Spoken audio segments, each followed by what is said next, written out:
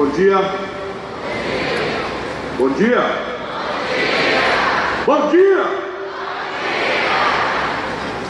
Eu estou muito feliz de ter sido convidado pelo prefeito Ivo Gomes para vir dar essa aulinha aqui para vocês. Então, em vez de ser uma fala curta, como todo mundo gentilmente fez, eu estou encarregado de provocar vocês nessa parte do Enem que cobra opinião, respostas a questionamentos sobre as atualidades do Brasil.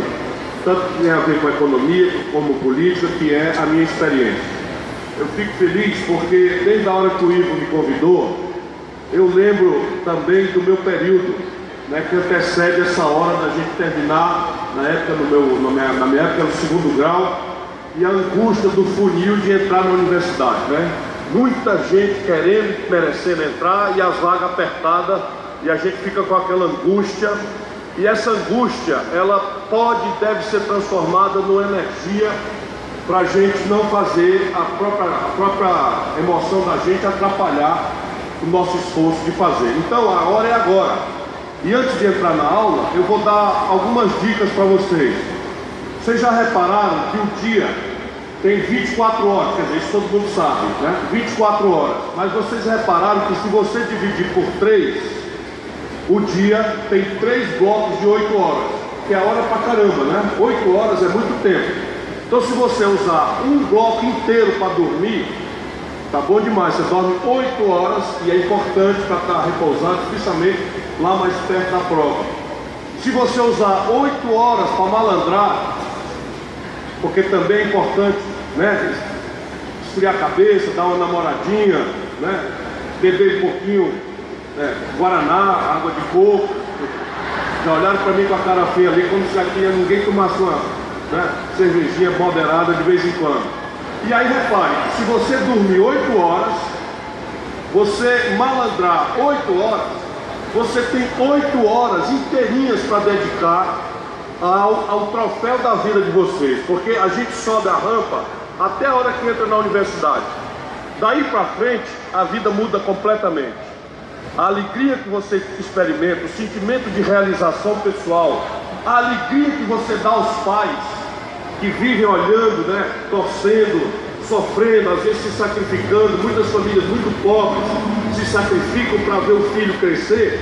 O prêmio de dar ao pai essa alegria, de ter você essa conquista, vale por uma vida inteira, além de escolher uma vocação que vai ajudar ao país, à comunidade, ao estado, à cidade. Portanto, são 8 horas e você deve fazer uma contabilidadezinha em casa. Se malandrou 10, tem que pagar 2 horas amanhã. Você pode fazer isso totalmente.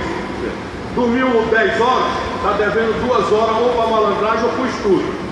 E se fizer isso daqui até lá, não tem perigo de todos aqui não entrarem na universidade. Eu sei o que eu estou dizendo, porque esse time que vem aqui, eles não só são professores extraordinários, os melhores, quem sabe, do Brasil que tem essa academia, mas eles têm também o que a gente chamava no passado de bizu, ou seja, ele tem a maldade, ele tem a malícia, ele sabe quais são os truques, as pegadinhas que eles botam na prova para testar se vocês não só têm o conhecimento, mas estão ligados também, né, nas manhas das perguntas e das provas.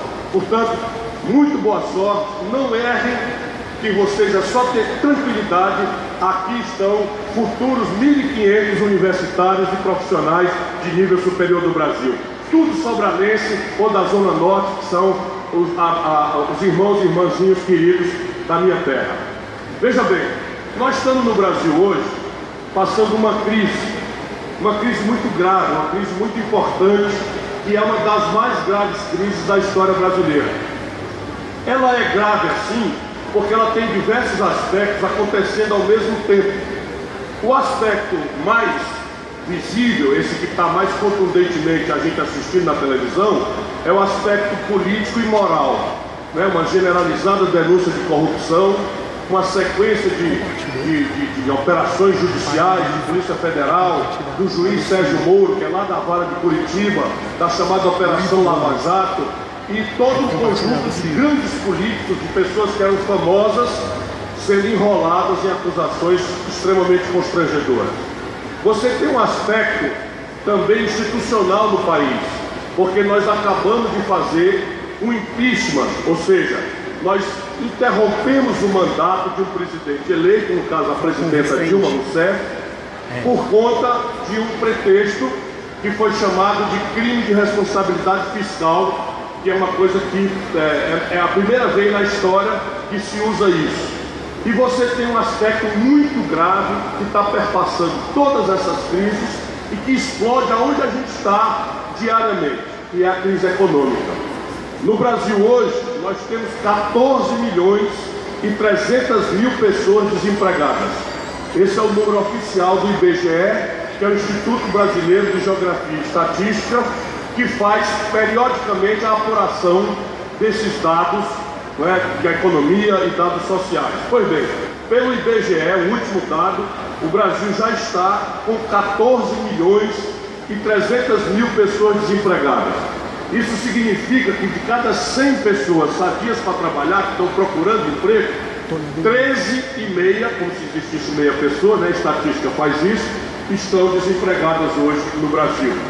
Nós temos no Brasil 9 milhões de pessoas empurradas para a informalidade, ou seja, para o biscate, para a economia sem carteira assinada, para a economia de rua, desorganizando a economia formal, criando, enfim, competição desregulada e não dando nenhuma segurança, nenhuma tranquilidade para as pessoas que são obrigadas a viver de um trabalho sem segurança, nem econômica, nem jurídica.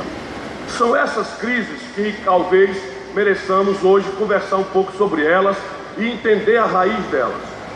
Vamos começar pela questão econômica, porque eu acredito que é a destruição econômica, é a crise econômica que acaba provocando as outras crises. Não que a crise moral não tenha um componente pessoal de despreparo, de falta de respeito às leis, de falta de respeito à dignidade que parte dos políticos gravemente tem cometido, mas só que a gente também tem que olhar o lado bom disso. É que essas distorções sempre aconteceram, mas no passado elas eram varridas para debaixo do tapete. O Ministério Público era subordinado ao governo, a imprensa era amordaçada, porque nós tínhamos um período em que não tinha democracia no país. Com a democracia, o Ministério Público passou a ser independente do governo. E aí a imprensa também passou a ser mais livre, e o jornalista pode denunciar um poderoso sem correr o risco de ser preso, torturado ou exilado, como aconteceu no passado da ditadura militar no Brasil. Portanto, o lado bom dessa doída crise, do ponto de vista moral, é de que agora o tumor está sendo furado. Agora a transparência, a sociedade dói muito, é muito desagradável, a gente às vezes tem uma sensação depressiva de que parece que está tudo podre, que nada funciona, que está tudo errado, mas isso é só um mau momento, e se a gente persistir na democracia, a mão do povo é que nem a força da luz do sol em cima de coisa podre. Não tem coisa podre que resista à luz do sol em cima dela. E assim funciona a mão do povo numa democracia. É só a gente ter segurança de que a democracia é o melhor caminho e a gente vai ter já um país diferente em que as pessoas possam voltar a acreditar no futuro da pátria, no futuro dos governantes, no futuro, enfim, da economia do país. Para a gente entender essa crise econômica, eu vou pedir a vocês para a gente fazer uma rápida viagem, muito rápida, ali para o ano de 1930. Claro que todo mundo aqui é muito jovem e parece que 1930 é uma coisa muito longe, mas o tempo das nações é contado em séculos, portanto é anteontem, o ano de 1930. Em 1930, o Brasil era um país rural, ou seja, 82% da população brasileira moravam no campo, moravam no sertão, moravam no interior, fora das cidades. Só 18% do povo morava em cidades em 1930. Hoje, vocês veem a transformação brutal que o Brasil experimentou, inverteu a equação. 84% da população moram em cidades e só 16 em cada 100 moram no sertão, moram no interior, E isso aconteceu por causa de um modelo econômico. Em 1930, o Brasil não tinha riqueza importante nenhuma. Nós tínhamos uma estrutura de grande concentração de terra, tivemos mais de 3 séculos de escravidão, essa coisa terrivelmente selvagem, de alguém submeter um ser humano só por causa da cor da pele, a trabalho sem remuneração, a açoite, a tortura.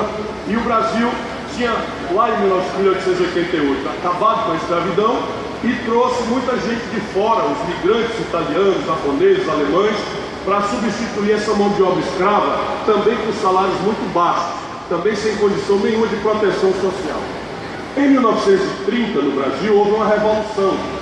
Essa revolução foi liderada por um homem gaúcho chamado Getúlio Vargas, que vocês já estudaram.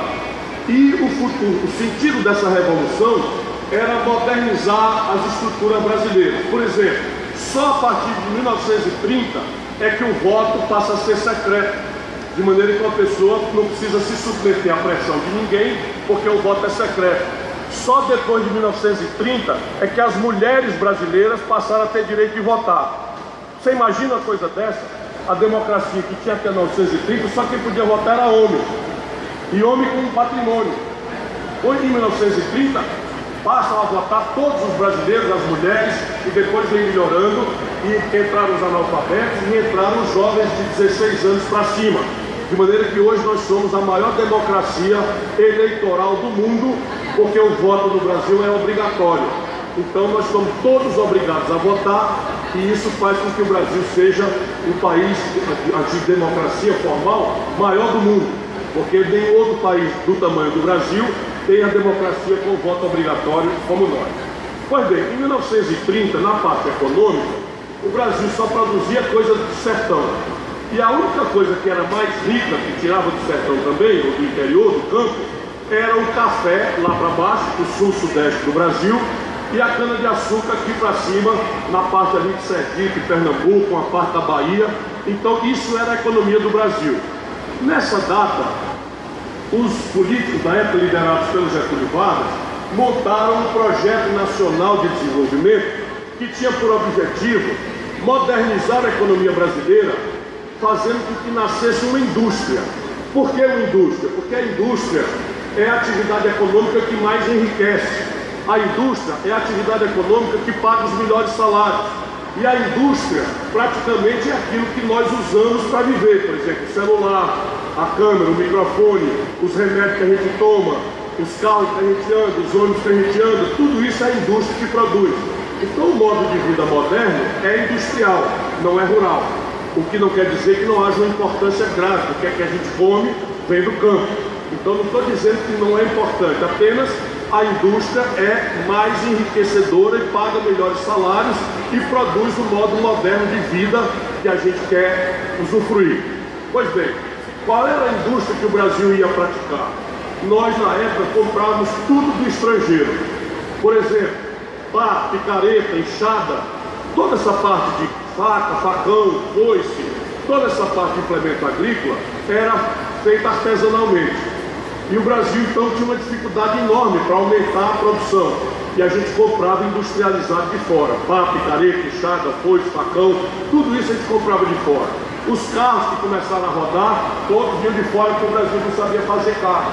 Toda a parte elétrica, de eletricidade, os aparelhos, geladeira, fogão, né, tudo isso, tudo vinha de fora.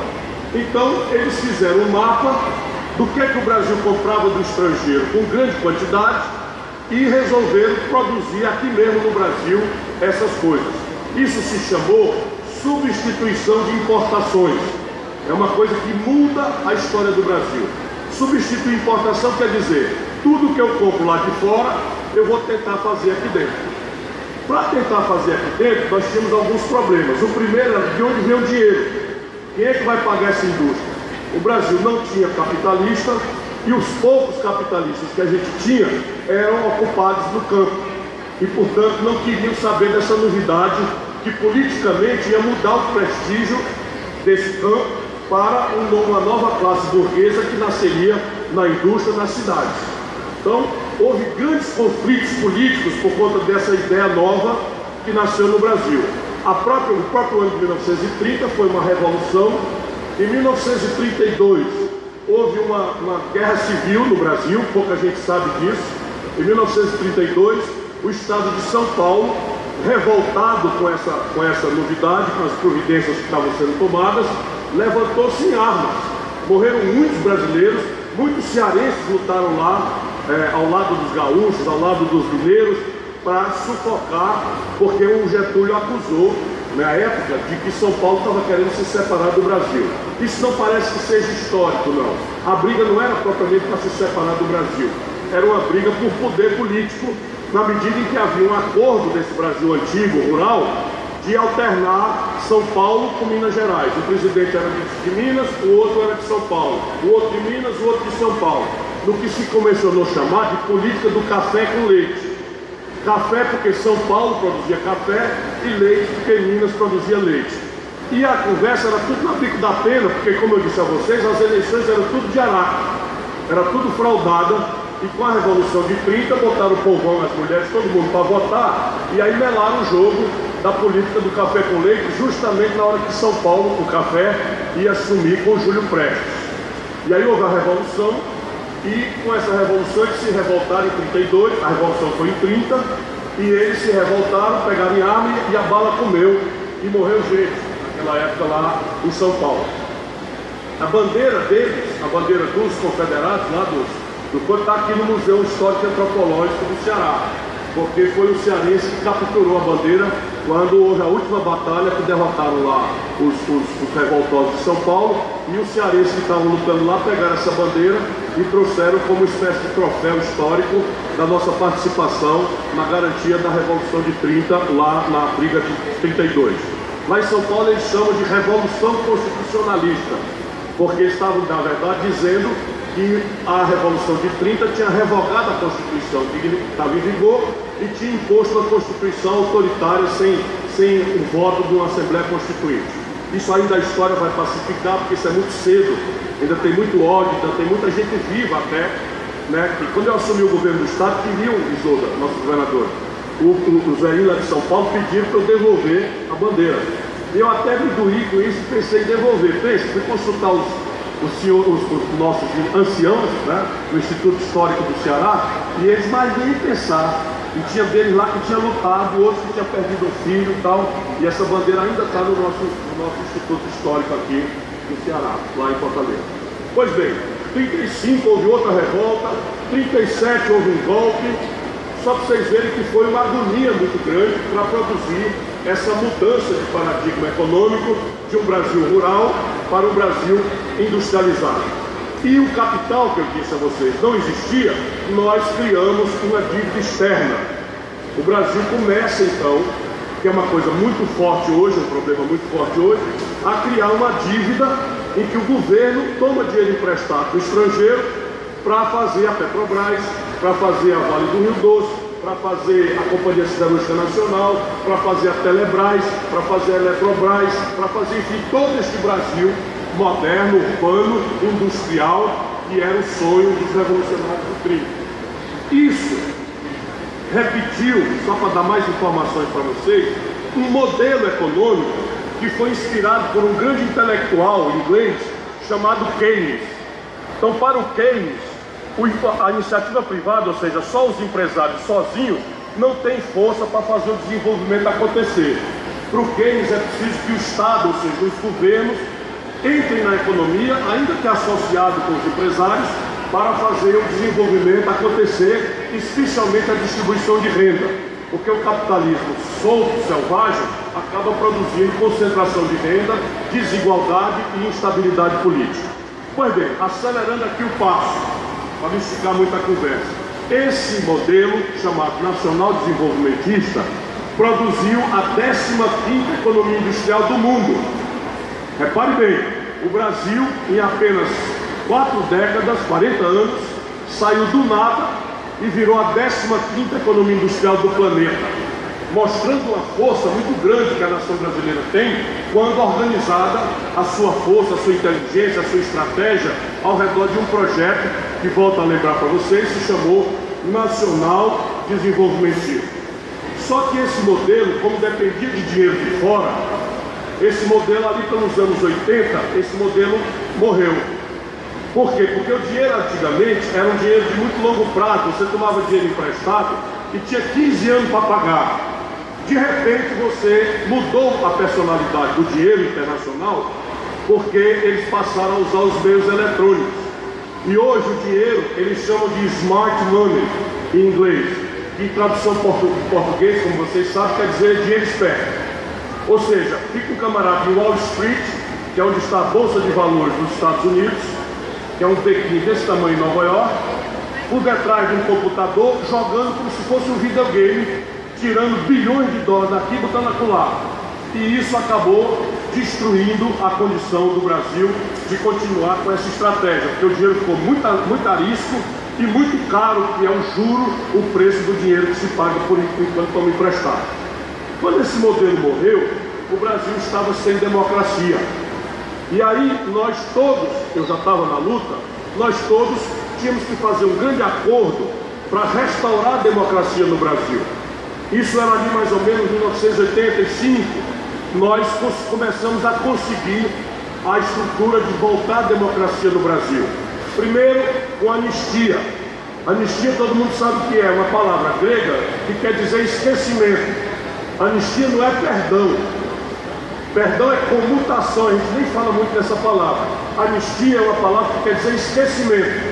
Então, em 1985, tinha muito brasileiro condenado por opinião política, tinha muito brasileiro proibido de viver no Brasil, empurrado pelo exílio para morar fora, e a anistia veio para dizer, ok, esquecemos tudo o que aconteceu para trás, vamos nos unir como nação novamente e vamos começar de novo, dando ao povo o direito de votar. Nós lutamos por eleição direta para todos os cargos que não havia naquela época. E por fim, para celebrar esse novo encontro, esse novo começo para o Brasil, nós convocamos uma Assembleia Nacional Constituinte. Ou seja, nós elegemos 500, 600 pessoas para que elas, eleitas pelo povo, desenhassem a Constituição Federal do Brasil.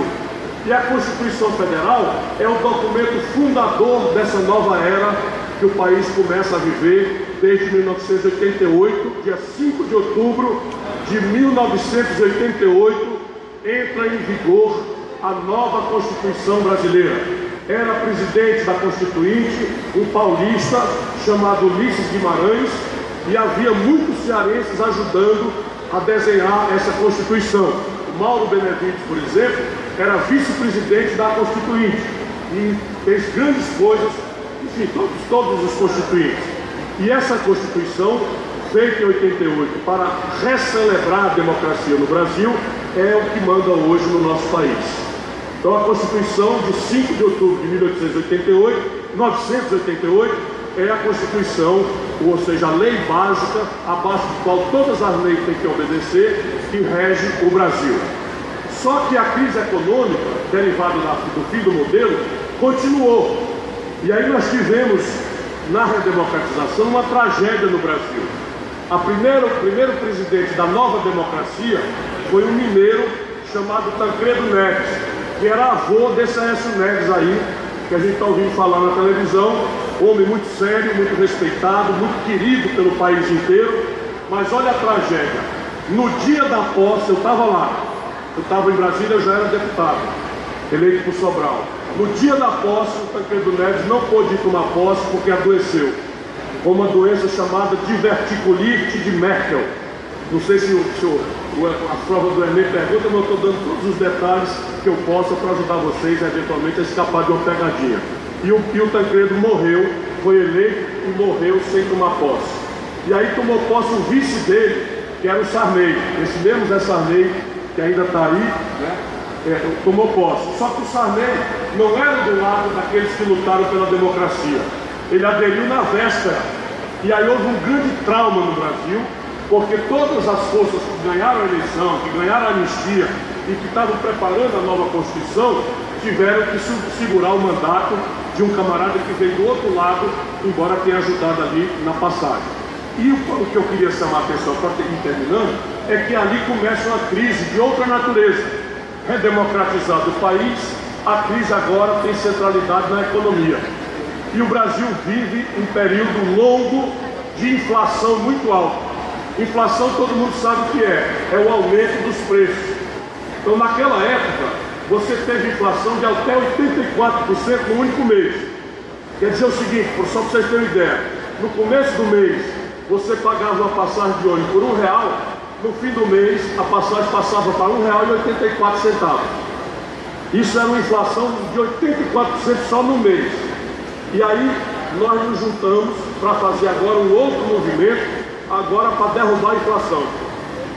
E nós criamos o Plano Real. O Plano Real foi o plano que criou essa moeda que está em circulação no Brasil. Porque até aquela data nós tínhamos moedas que estavam apodrecendo por mês. Então nós tivemos cruzeiro, cruzeiro novo, cruzado, cruzado novo, várias moedas que em 8 anos foram trocando e virando pó. Então nós criamos uma nova moeda que começou a combater a inflação, ou seja, a carestia, o aumento de preços, chamado Plano Real. Eu ajudei a fazer o Real como ministro da Fazenda, do presidente Itamar Franco. Quem fez o Real, quem foi o presidente que bancou o Plano Real, foi o presidente Itamar Franco. O Fernando Henrique foi ministro do Itamar Franco, mas saiu para ser candidato a presidente em abril, e o Real entrou, o Plano Real entrou no dia 1º de julho, já com um ministro chamado Rubens Recupero. E depois eu sucedi ao Rubens Recupero e ajudei a consolidar o Plano Real. Então nós agora vencemos a questão da democracia, vencemos a questão da inflação, mas ainda temos um problema de desenvolvimento. E esse é o desafio presente no Brasil. O Brasil está sem um projeto nacional de desenvolvimento e então nós estamos nos desindustrializando. O que é desindustrializar? É o oposto de industrializar. E isso é um assunto muito corrente hoje em dia. É bem possível que entre para vocês alguma questão. O Brasil, já da sua riqueza total, em 1980, quando esse modelo acabou, 1/3 da nossa riqueza era industrial. Hoje, só 8 em cada 100 riquezas que o Brasil produz são industriais, ou seja, só 8%. A proporção da indústria no PIB, que é como se chama o conjunto de riquezas que um país produz no ano, chama PIB, Produto Interno Bruto. Né? Então, o Produto Interno Bruto brasileiro industrial hoje voltou aos números de 1910. Ou seja, nós já tivemos muito mais indústria e agora as indústrias estão indo embora, fechando, diminuindo por conta dessa crise econômica. E essa é a explicação para esse momento de crise econômica, de desemprego aberto, que gera crise política. A crise política vem e explode no impeachment da presidente Dilma Rousseff. Impeachment é uma palavra em inglês, não existe o correspondente em português, a não ser que a gente queira traduzir literalmente e chamar de impedimento. Isso não é uma acusação de crime tipo roubar, tipo, enfim, matar, que são os crimes que a gente conhece mais. Esse é uma punição para um tipo de crime de natureza política, se chama crime de responsabilidade. No caso da Dilma, ela foi acusada pelo que a imprensa, a gíria, chamou de pedalada fiscal. Então, o que é pedalada fiscal? A gente tem leis para organizar o dinheiro que entra, que são os tributos, os impostos, e para organizar como é que a gente faz a despesa pública, porque o dinheiro do povo não pode ser gasto assim, ao bom fazer, ao arbítrio de governantes. Tem um conjunto de leis que regulam como é que você pode, quanto é que pode gastar, quanto é que não pode, quanto é que tem que gastar em educação, quanto é que tem que gastar em saúde, quanto é que tem que gastar em ciência e tecnologia, enfim. Pois bem, a acusação contra a Dilma foi de que ela gastou 128 bilhões de reais a mais do que a lei autorizava ela a gastar. Não é que ela desviou esse dinheiro, ela gastou fazendo subsídio para a agricultura, fazendo renúncia fiscal para diminuir os impostos para algumas empresas, e eles, pela primeira vez na história, acusaram então a Dilma de ter fraudado o orçamento e conseguiram fazer o impeachment. O impeachment, na verdade, acontece quando a população se perde a crença, perde o respeito pelos governantes. E aí os políticos acabam usando esse expediente jurídico. E aí deu-se o que aconteceu e a posse do Michel Temer, que era o vice da Dilma. A partir daí vocês estão acompanhando na televisão. Eu quero mais uma vez agradecer, falar muito alegre da companhia do deputado Leônidas Cristino, do Paulo Vasconcelos, enfim, dos secretários todos, o Renato Cristino, o Herbert, o Lúcio. E mais uma vez, foco, determinação e vitória na luta para a universidade.